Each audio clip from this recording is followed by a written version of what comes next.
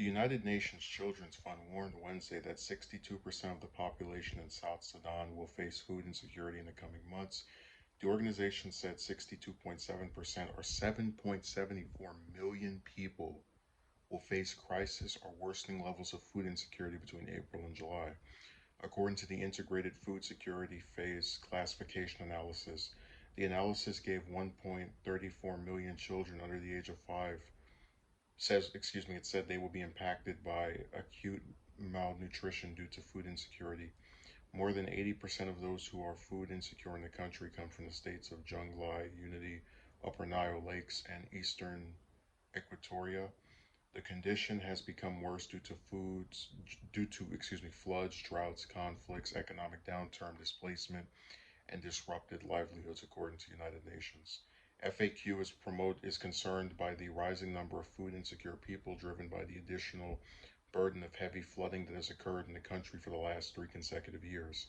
Meshach Mallow, the Food and Agriculture Organization United Nations representative in South Sudan, said, "To tackle acute hunger, we need to produce more food when it is needed most.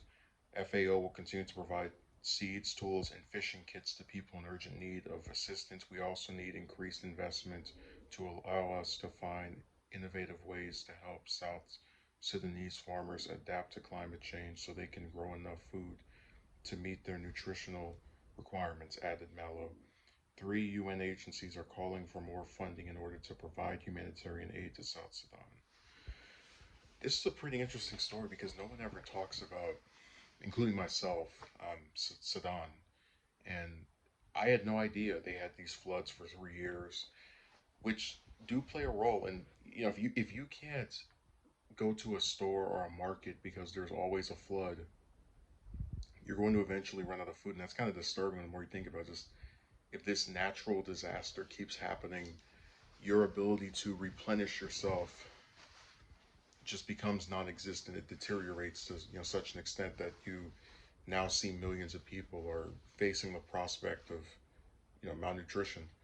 I just hope that the UN is actually going to get involved with this because they do a really good job of reporting stuff when it comes to actually, you know, stepping in and stopping things. And what I always thought was so interesting is we live in a world where people have these different planes, boats. It's like we can't find a way to get through these floods and get this food to these people.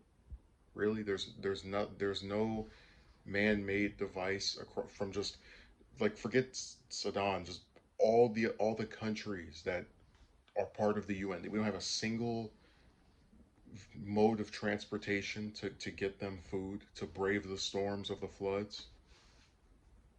That's what I just think is so weird about this story. But it goes back to this thing of how I guess when people are being affected by something, even if it's thousands or millions of people, if it's not someone from our respective country, we just turn a blind eye to it. So I hope the UN is able to do something here, and it's a really sad circumstance.